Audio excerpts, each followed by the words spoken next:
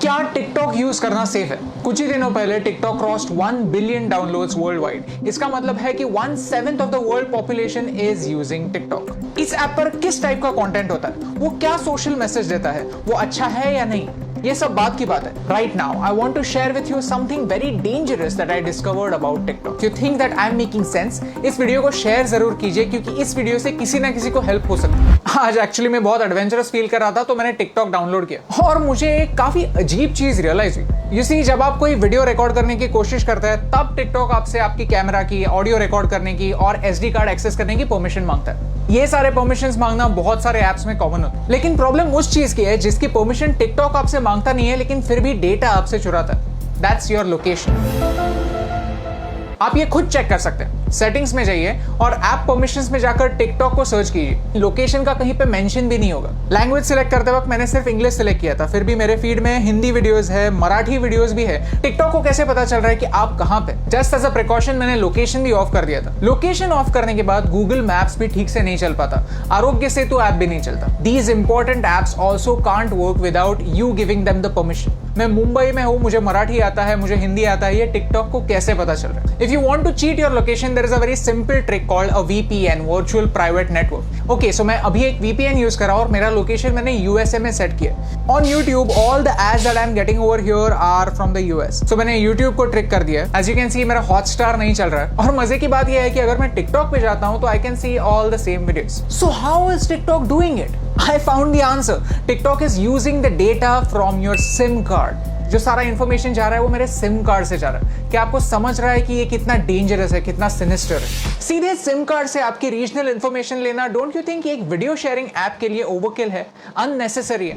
And the worst part is इसके बारे में कोई वार्निंग नहीं है। द ऐप जस्ट सेज कि we will automatically collect it, that's it. ये डिस्कवर करने के बाद मैंने टिकटॉक की प्राइवेसी पॉलिसी कंप्लीटली पढ़ी और उसमें मुझे कुछ ऑब्जेक्शनेबल पॉइंट्स दिखे। If you link any social media account to TikTok then TikTok वहां की इंफॉर्मेशन यूज कर सकता है आपके बारे में जानने के लिए। टिकटॉक कंटेंट डिलीवरी के लिए HTTP सर्वर्स यूज करता है, HTTPS नहीं, सिक्योर्ड सर्वर्स नहीं। तो ये सर्वर्स हैक हो सकता है। इस वीडियो में किसी ने डेमोन्स्ट्रेट किया है कि कैसे ऑफिशियल अकाउंट से एक गलत मैसेज फॉरवर्ड हो सकता है। आपका अकाउंट डिलीट होने के बाद भी टिकटॉक जब तक चाहे आपका डेटा उनके सर्वर्स में रख सकता है। और मेरा टिकटॉक के साथ सबसे बड़ा प्रॉब्लम है आर्टिफिशियल इंटेलिजेंस। कि ByteDance जो टिकटॉक की पेरेंट कंपनी है वो एक आर्टिफिशियल इंटेलिजेंस कंपनी है। उनका प्रोडक्ट कंटेंट क्रिएशन का प्लेटफॉर्म नहीं है, उनका प्रोडक्ट है algorithm. You see, China wants to be a superpower in AI by 2030. Computer की भाषा क्या होती है?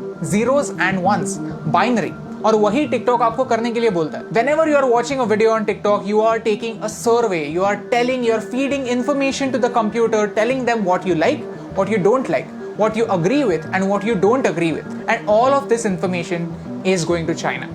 आपको क्या लगता है? क्या ये सही हो रहा है? Tell me in the comments below. In social media, artificial intelligence changes the game completely. Computer decide करता है कि आपको क्या देखना चाहिए और क्या नहीं देखना चाहिए। सर्च का ऑप्शन ना होने की वजह से प्लेटफॉर्म कंट्रोल करता है कि आप क्या देखेंगे और ये एक बड़ा प्रॉब्लम है। ओके, सो चाइना पर आता है। चाइना में ऐसा लॉ है कि if you are a Chinese company, then you have to share the data that you collect with the Chinese government. And because of this, Indian ministry of defence ने armed forces को 42 apps अपने phone से delete करने के लिए कहा। India does not have a proper data protection act. We ourselves need to be extra safe. China में freedom of press है ही नहीं। पूरी प्रेस गवर्नमेंट के कंट्रोल में। Syria, Saudi Arabia, Afghanistan, Somalia, ये कंट्रीज भी फ्रीडम ऑफ प्रेस की स्केल पर चाइना से ऊपर आती हैं। और यही सारे रेस्ट्रिक्शंस उन सारे लोगों पर भी अप्लाई हो जाते हैं जो चाइनीज एप्स यूज करते हैं। Start talking about Tibet, start talking about Hong Kong, start talking about Taiwan. अगर आपका वीडियो स्ट्रेट अवे बैन नहीं हुआ तो वो ज्यादा लोगों तक नहीं पहुंचेगा। यू सी, आज चाइना को तिब्बत से प्रॉब्लम है, कल अरुणाचल प्रदेश से भी हो सकती है, लद्दाख से भी हो सकती है। If you can't talk about this stuff, how will you know about it? How will you raise your voice? And by using these Chinese apps we are supporting China's version of the internet. Privacy on the internet is a myth. हम जब भी कोई service free में use करते हैं तो हम उनके प्रोडक्ट होते हैं, हमारा डेटा हमारी करेंसी होता है। शुड यू डिलीट टिकटॉक और any other app for that matter? ये बताने वाला मैं कोई नहीं होता। But you can definitely take some precautions.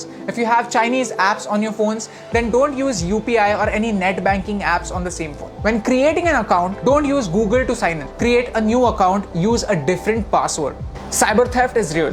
Keep changing your passwords and keep your emails safe. If you go to haveibeenpawned.com, you can find out whether your personal information has been breached. All I want to say is this is not TikTok versus YouTube. I am giving you TikTok's example because TikTok is popular and you can check it yourself. If you're a TikTok creator, then this concerns you more than me because आपका data ज्यादा share हो रहा है. It's important for you to know कि China के products को सस्ता मत समझिए, चाइना के एप्स को फ्री मत समझिए because everything comes at a cost. My question is, can you pay the price?